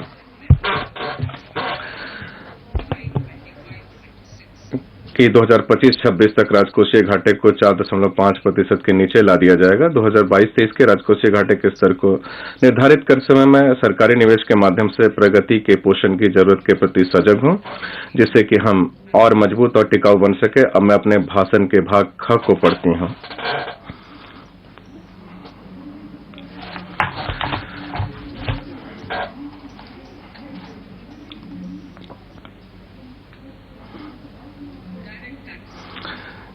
प्रत्यक्ष कर। माननीय अध्यक्ष महोदय, मैं इस अवसर पर देश के सभी करदाताओं के प्रति आभार व्यक्त करना चाहती हूं, जिन्होंने अत्यधिक सहयोग दिया है और जरूरत की इस घड़ी में अपने साथी नागरिकों की सहायता करके सरकार के हाथों को मजबूत किया है। महोदय, मैंने एक महाभारत से उद्धरण लिया है।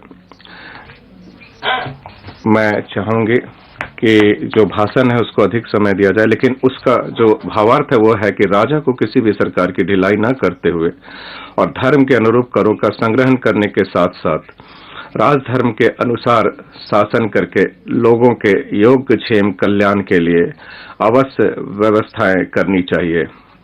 ये महाभारत में शांति पर्व अध्याय 72 श्लोक 11 है। Drawing this अपने प्राचीन ग्रंथों से ज्ञान एवं मार्गदर्शन प्राप्त करते हुए हमने प्रगति के पथ पर चलना जारी रखा है। इस बजट के प्रस्तावों का अभिप्राय स्थिर और जानी पहचानी कर व्यवस्था की हमारी घोषित नीति पर कायम रहते हुए और अधिक ऐसे सुधारों को लाना है जो एक विश्वसनीय कर व्यवस्था स्थापित करने की हमारी संकल्पना को आगे बढ़ा सके। यह कर प्रणाली को और भी अधिक सरल बनाएगा, करदाताओं को स्वैच्छिक अनुपालन के लिए प्रोत्साहित करेगा और मुकदमेबाजी को कम करेगा। नई अद्यतनीकृत विवरणी का चलन शुरू करना। भारत तीव्र गति से बढ़ रहा है और लोग एक से अधिक वित्तीय लेन देन कर रहे हैं। आयकर विभाग ने करदाता के अंतरणों की रिपोर्टिंग का एक सशक्त ढांचा स्थापित किया है। इस संदर्भ में कुछ करदाताओं को यह महसूस हो सकता है कि उन्होंने कर अदायगी के लिए अपनी आमदनी का ठीक आकलन करने में चूक या गलतियां की हैं। ऐसी गलतियों को सुधारने का मौका देने के लिए मैं अतिरिक्त कर की अदायगी करके अद्यतन विवरणी दाखिल करने के लिए करदाताओं को अनुमति देने के एक नए प्रावधान का प्रस्ताव कर रही हूं। यह अद्यतन विवरणी संगत निर्धारण वर्ष के अंत से 2 वर्षों के भीतर दाखिल की जा सकती है।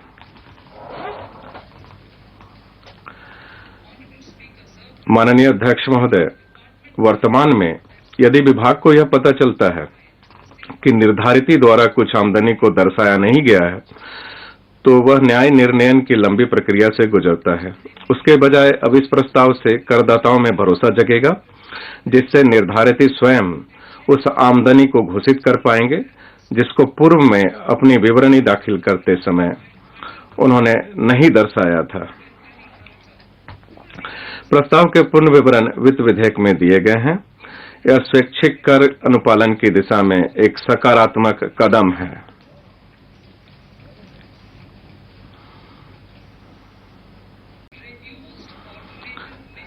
सहकारी समितियों के लिए वैकल्पिक न्यूनतम कर और अधिभार की दर कम की गई। वर्तमान में सहकारी समितियों के लिए अपेक्षित है कि वे 18.5% की दर पर वैकल्पिक न्यूनतम कर का भुगतान करें। हालांकि कंपनियां इस कर का 15% की दर पर भुगतान करती हैं। सहकारी समितियों और कंपनियों के बीच समानता लाने के लिए मैं सहकारी समितियों के लिए भी इस दर को घटाकर 15% करने का प्रस्ताव करती हूं। माननीय अध्यक्ष महोदय, मैं उन सहकारी समितियों के लिए अधिभार की दर भी मौजूदा 12% से घटाकर 7% करने का प्रस्ताव करती हूं, जिनकी कुल आमदनी 1 करोड़ रुपए से अधिक और 10 करोड़ रुपए तक है। इससे सहकारी समितियों और उनके सदस्यों की आय को बढ़ाने में मदद मिलेगी, जो मुख्यतः ग्रामीण और खेती करने वाले समुदायों से आते हैं। दिव्यांगजनों को कर राहत। दिव्यांग व्यक्ति के माता पिता या अभिभावक ऐसे व्यक्ति के लिए बीमा स्कीम ले सकते हैं। वर्तमान कानून में माता पिता या अभिभावक के लिए केवल तभी कटौती करने का प्रावधान है जब दिव्यांग व्यक्ति के लिए अभिधाता यानी माता पिता या अभिभावक की मृत्यु होने पर एकमुश्त भुगतान या वार्षिकी की सुविधा उपलब्ध हो। ऐसी परिस्थितियां भी हो सकती है जब दिव्यांग आश्रितों को उनके माता पिता या अभिभावकों के जीवन काल के दौरान भी वार्षिकी या एकमुश्त राशि के भुगतान की जरूरत पड़े। मैं इसलिए माता पिता अभिभावकों के जीवन काल के दौरान भी यानी माता पिता या अभिभावकों के 60 वर्ष की आयु प्राप्त करने पर वार्षिकी और एकमुश्त राशि की अदायगी की अनुमति देने का प्रस्ताव करती हूं।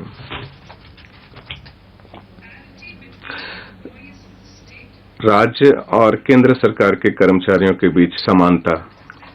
वर्तमान में केंद्र सरकार राष्ट्रीय पेंशन प्रणाली एनपीएस टियर 1 में अपने कर्मचारियों के वेतन में 14% का योगदान करती है। इसे कर्मचारी के आय की गणना करने में कटौती के रूप में स्वीकृत किया गया है। हालांकि राज्य सरकार के कर्मचारियों के मामले में ऐसी कटौती वेतन के 10% की सीमा तक ही स्वीकृत की गई है। केंद्र और राज्य सरकार दोनों के कर्मचारियों के प्रति समान व्यवहार करने के लिए मैं राज्य सरकार के कर्मचारियों के लिए भी एनपीएस खाते में नियोक्ता के योगदान पर कर कटौती सीमा को 10% से बढ़ाकर 14% करने का प्रस्ताव करती हूं। इससे राज्य सरकार के कर्मचारियों के सामाजिक सुरक्षा हित लाभों को बढ़ाने और उन्हें केंद्रीय सरकार के कर्मचारियों के समान लाने में मदद मिलेगी। स्टार्टअप के लिए प्रोत्साहन। स्टार्टअप हमारी अर्थव्यवस्था के लिए विकास के प्रेरक के रूप में उभरकर सामने आए हैं। पिछले कुछ वर्षों में देश ने कामयाब स्टार्टअप्स की संख्या में कई गुना वृद्धि देखी है। 31/3/2022 से पहले स्थापित पात्र स्टार्टअप्स को निगमन से 10 वर्षों में से 3 क्रमिक वर्षों के लिए कर प्रोत्साहन दिया गया था। कोविड महामारी को देखते हुए मैं ऐसा कर प्रोत्साहन उपलब्ध कराने के लिए पात्र स्टार्टअप्स के निगमन की अवधि और 1 वर्ष यानी 31/3/2023 तक बढ़ाने का प्रस्ताव करते हैं।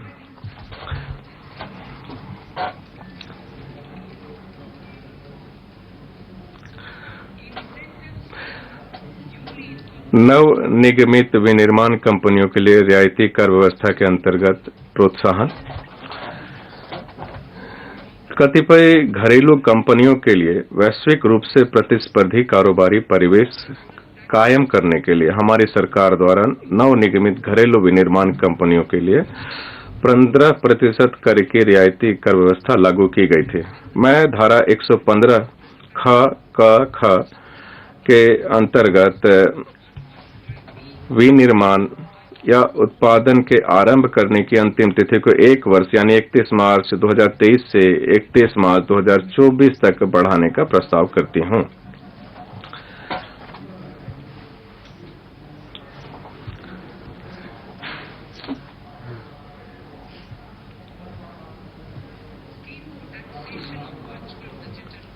वर्चुअल डिजिटल परिसंपत्तियों के कराधान के लिए स्कीम। वर्चुअल डिजिटल परिसंपत्तियों में अंतरणों में असाधारण बढ़ोतरी हुई है। इन अंतरणों की परिमाण और बारंबारता के कारण यह आवश्यक हो गया है कि इसके लिए एक विशिष्ट कर व्यवस्था का उपबंध किया जाए। तद अनुसार वर्चुअल डिजिटल परिसंपत्तियों के कराधान के लिए मैं इस बात का उपबंध करने के लिए प्रस्ताव करती हूं कि किसी भी वर्चुअल डिजिटल परिसंपत्ति के हस्तांतरण से हुई किसी भी आय पर 30% की दर से कर लिया जाएगा। अधिग्रहण की लागत के सिवाय ऐसी आमदनी का प्रकलन करते समय किसी व्यय या भत्ते के संदर्भ में किसी भी प्रकार की कटौती की अनुमति नहीं दी जाएगी। इसके अतिरिक्त वर्चुअल डिजिटल परिसंपत्ति के हस्तांतरण से हुई हानि किसी अन्य आमदनी के प्रति समंजित नहीं की जा सकती है। इसके अतिरिक्त अंतरण विवरणों को दर्ज करने के लिए मैं वर्चुअल डिजिटल परिसंपत्ति के हस्तांतरण के संबंध में किए गए भुगतान पर एक मौद्रिक सीमा से अधिक ऐसे प्रतिफल पर 1% की दर से टीडीएस लेने के लिए भी प्रस्ताव करती हूं। वर्चुअल डिजिटल परिसंपत्ति के उपहार पर भी प्राप्तकर्ता के हाथों में कर लिए जाने का प्रस्ताव है।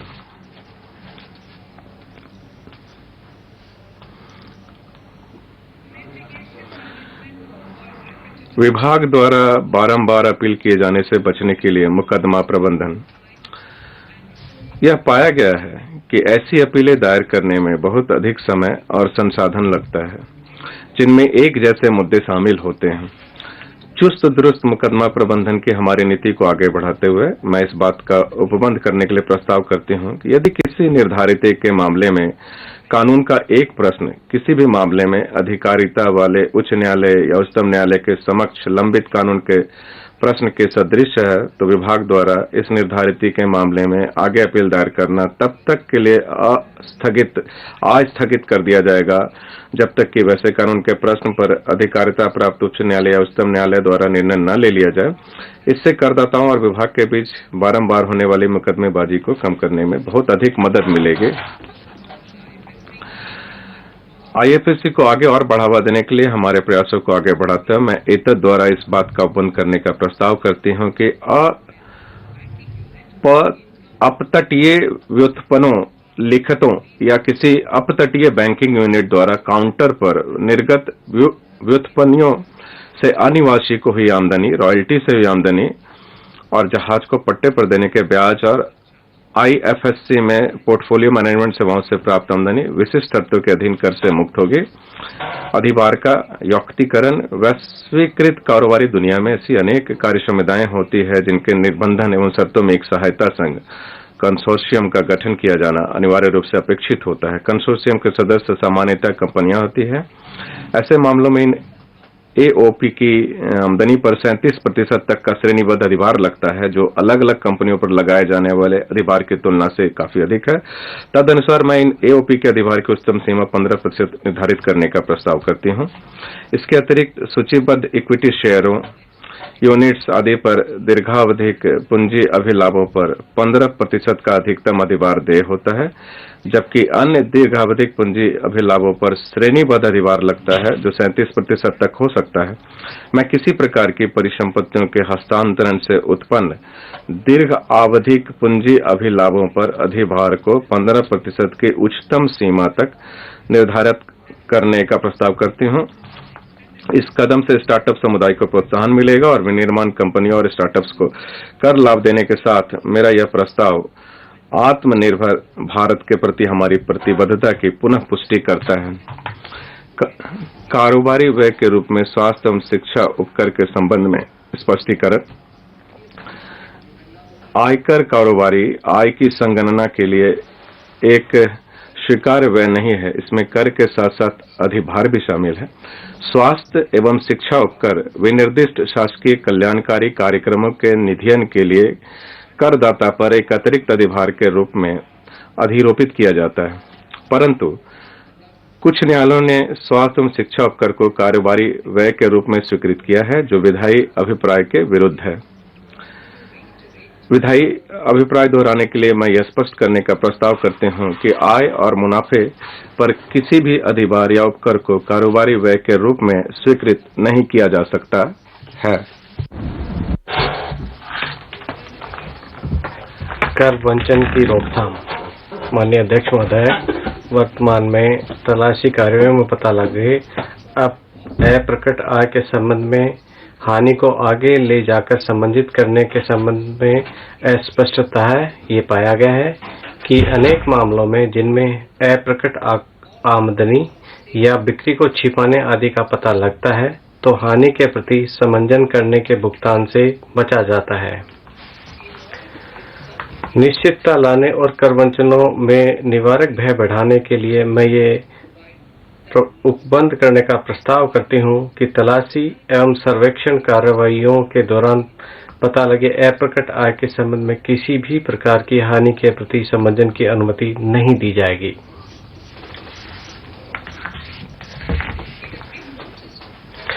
ये देखा गया है कि कारोबार को बढ़ावा देने की कार्यनीति के रूप में कारोबारी प्रतिष्ठानों में अपने एजेंटों को हितलाभ देने की प्रवृत्ति होती है।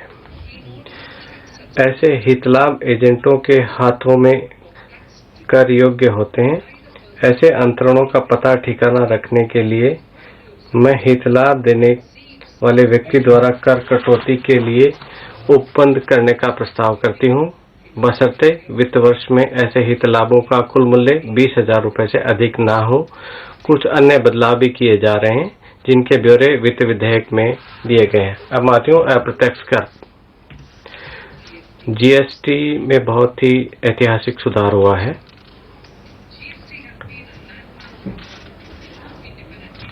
और ये भारत की आज़ादी के बाद में एक ऐतिहासिक सुधार रहा है। बहुत सारी चुनौतियां थी। इन चुनौतियों ने जीएसटी परिषद के मार्गदर्शन एवं निरीक्षण में अत्यंत कुशलतापूर्वक एवं सावधानीपूर्ण पार किया है। अब हम पूरी तरह आईटी चालित और प्रगतिशील जीएसटी व्यवस्था के लिए गौरव का अनुभव करते हैं। इस व्यवस्था में एक बाजार एक कर के भारत के संजोए सपने को साकार किया है। अभी कुछ चुनौतियां शेष हैं और हम आने वाले वर्ष में उनका निवारण करने की उम्मीद करते हैं। सुविधा उपलब्ध कराने और प्रवर्तन के बीच सही संतुलन ने उल्लेखनीय रूप से बेहतर अनुपालन संभव किया है। महामारी के बावजूद जीएसटी राजस्व में उछाल है।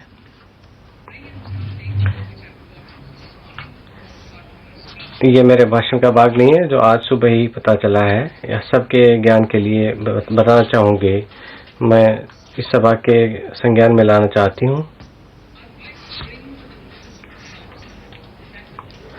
कि सकल जीएसटी संग्रहण जनवरी 2022 के लिए 1.40 लाख करोड़ रहा है,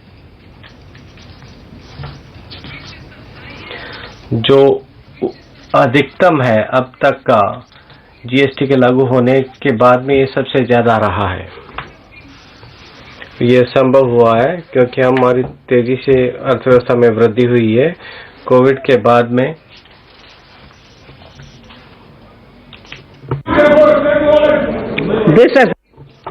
ये संभव हुआ है क्योंकि हमारी बहुत अच्छी अर्थव्यवस्था चल रही है कोविड के बाद में और बहुत ही बेहतर प्रशासन हमारा रहा है। केंद्र और राज्यों के द्वारा बेहतर कर प्रशासन के कारण संभव हो पाया है और इसके लिए जो करदाता है उसके लिए बहुत अच्छा उन्होंने योगदान दिया है। SEZ पर आती हूँ मैं। अपने भाषण के भाग क में मैंने विशेष आर्थिक जोन में प्रस्तावित सुधारों की बात कही है। साथ ही साथ हम विशेष आर्थिक जोन के सीमा शुल्क प्रशासन में भी सुधार करेंगे और अब से ये पूरी तरह IT चालित होगा और बेहतर सुविधा दिए जाने के साथ साथ और जोखिम आधारित जांच के साथ सीमा शुल्क के राष्ट्रीय पोर्टल पर कार्य करेगा। इससे विशेष आर्थिक जोन इकाइयों द्वारा कारोबार करने में सहजता आएगी और ये सुधार 30 सितंबर 2022 से क्रियान्वित किया जाएगा। सीमा शुल्क सुधार एवं शुल्क दर में परिवर्तन। सीमा शुल्क प्रशासन ने कालांतर में उदारीकृत प्रक्रियाओं और प्रौद्योगिकियों के समावेशन के माध्यम से अपने आप को नए रूप से प्रस्तुत किया गया है। फेसलेस सीमा शुल्क पूरी तरह से स्थापित कर दिया गया है। कोविड-19 महामारी के दौरान सीमा शुल्क संगठनों ने चपलता और संकल्प प्रदर्शित करते हुए सभी मुश्किलों के प्रति असाधारण फ्रंटलाइन कार्य किया है। सीमा शुल्क सुधार ने घरेलू क्षमता निर्माण में अत्यंत महत्वपूर्ण भूमिका निभाई है। हमारे सूक्ष्म, लघु एवं मध्यम उद्यमों को समान अवसर मुहैया किया है। कच्चे माल की आपूर्ति की कठिनाइयों को आसान किया है। कारोबार करने की सहजता को बढ़ाया है और अन्य नीतिगत पहल जैसे कि पीएलआई और चरणबद्ध विनिर्माण योजनाओं के लिए सुविधा प्रदाता बनाया है। सीमा शुल्क के संबंध में मेरे प्रस्ताव उद्देश्य के अनुरूप हैं। इससे रोजगार बढ़ेगा और बेहतर आर्थिक स्थितियां बनेंगी। पिछले विभिन्न जो क्षेत्र हैं, राष्ट्रीय पूंजीगत वस्तु नीति के लिए विद्युत, उर्वरक, कपड़ा, चमड़ा, फुटवेयर, फूड प्रोसेसिंग में पूंजीगत वस्तुओं के लिए कई शुल्कगत छूट दी गई है। कुछ मामलों में ये छूट 3 दशकों से अधिक समय तक दी गई है। इन छूटों ने घरेलू पूंजीगत वस्तु क्षेत्र के विकास को बाधित किया है। इसी तरह परियोजनागत आयात शुल्क रियायतों ने कोयला खनन परियोजनाओं, विद्युत उत्पादन, पारेषण वितरण परियोजनाओं, रेल एवं मेट्रो परियोजनाओं जैसे क्षेत्रों में स्थानीय उत्पादों के लेवल प्लेइंग फील्ड से भी वंचित किया गया है। हमारे अनुभव से ये संकेत मिलता है कि तर्कसंगत प्रशुल्क अनिवार्य आयातों की लागत पर खासकर असर डाले गए घरेलू और उद्योग और मेक इन इंडिया के विकास के अनुरूप है। तदनुसार पूंजीगत वस्तुओं परियोजनागत आयातों में रियायती दरों के क्रमिक रूप से हटाने और 7.5% का साधारण प्रशुल्क अधिरोपित करने का प्रस्ताव है। ये उन्नत मशीनरों के लिए कतिपय छूट बनी रहेगी जिनका देश के भीतर ही विनिर्माण किया जाता है। पिछले 2 बजटों में हमने सीमा शुल्क को युक्तिसंगत बनाया है। हमने एक बार फिर व्यापक विचार विमर्श किया है जिसमें क्राउड सोर्सिंग के माध्यम से किया गया विमर्श भी शामिल है। इन विमर्शों के परिणाम स्वरूप 350 से अधिक छूट प्रविष्टियों को धीरे धीरे हटाए जाने का प्रस्ताव है। इनमें कतिपय कृषि उत्पाद, रसायन,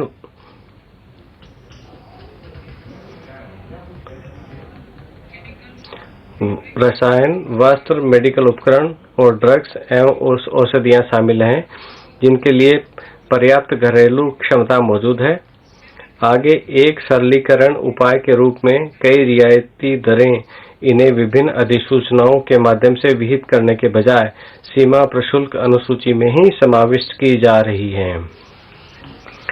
इस व्यापक समीक्षा से सीमा शुल्क दर और प्रशुल्क संरचना विशेषकर रसायन, कपड़ा और धातु जैसे क्षेत्रों के लिए सरल हो जाएगी और विवाद कम से कम होगा। जो वस्तुएं भारत में विनिर्मित नहीं की जाती हैं या की जा सकती हैं, उनके लिए छूट हटाने से और अधिनिर्मित उत्पादों के विनिर्माण में प्रयुक्त होने वाले कच्चे माल पर रियायती शुल्क लगाने में मेक इन इंडिया और आत्मनिर्भर भारत के लिए हमारे लक्ष्य को हासिल करने में बहुत अधिक मदद मिलेगी।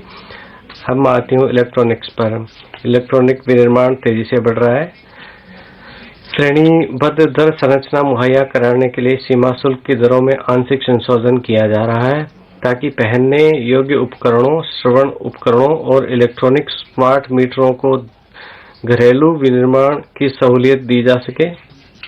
मोबाइल फोन चार्जरों के ट्रांसफार्मर और मोबाइल कैमरा मॉड्यूल के कैमरा लेंस और कतिपय अन्य वस्तुओं के कलपुर्जों के लिए शुल्क में रियायतें दी जा रही हैं। इनमें से अधिक बढ़ोतरी वाली इलेक्ट्रॉनिक वस्तुओं का निर्माण घरेलू विनिर्माण संभव हो पाएगा। रत्न और आभूषण पर आती हूँ।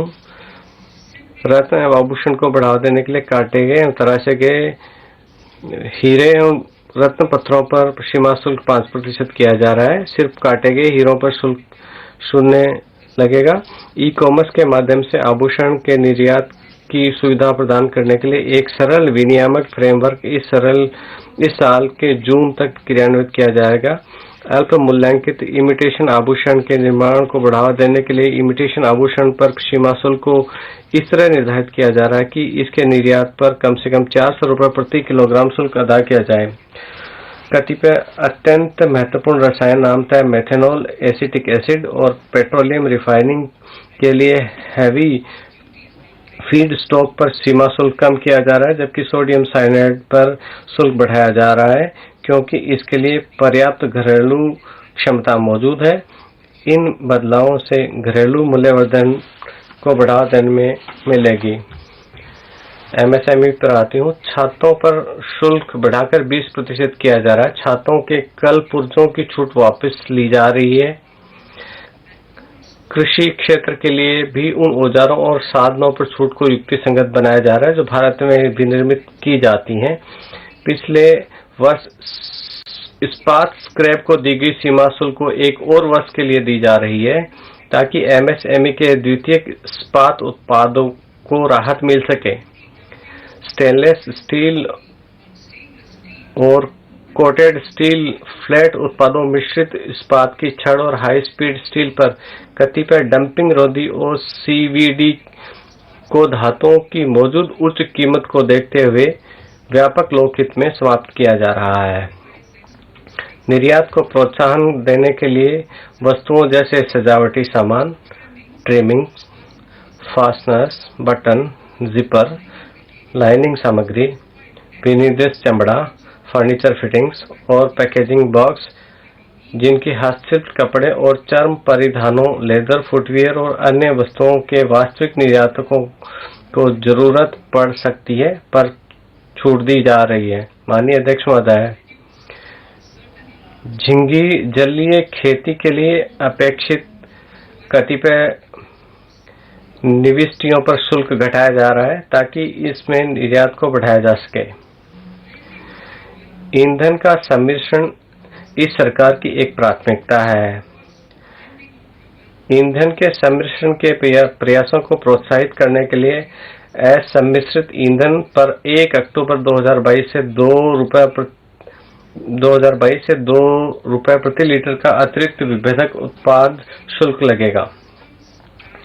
शुल्क दरों, सीमा शुल्क, प्रशुल्क और सीमा शुल्क कानून में कुछ अन्य बदलाव किए जा रहे हैं जिनके बारे में वित्त विधेयक में दिए गए हैं। इन्हीं शब्दों के साथ में ये बजट इस सभा को समर्पित करते हूँ। आइटम नंबर 2, मत संख्या 2, निर्मला सीतारमण जी।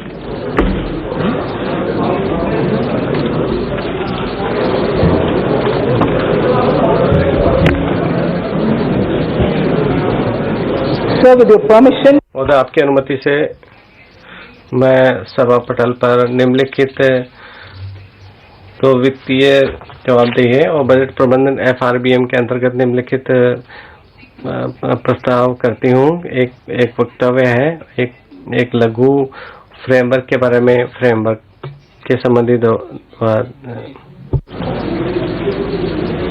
आइटम नंबर मत संख्या 3, वित्तीय विधेयक।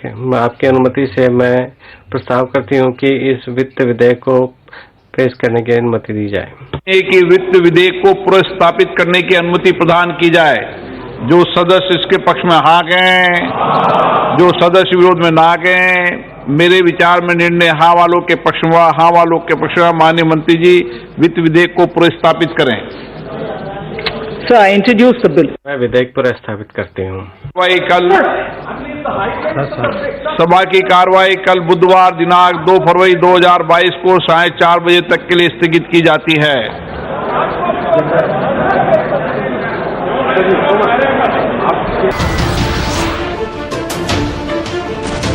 नमस्कार, मैं हूं मानक गुप्ता। अगर आपको हमारा ये वीडियो पसंद आया हो तो इसे लाइक और शेयर जरूर करें और हाँ, हमें सब्सक्राइब और फॉलो करना ना भूलें ताकि आप देश और दुनिया की कोई खबर मिस ना करें। तो जुड़े रहिए हमारे साथ और देखते रहिए न्यूज़ 24।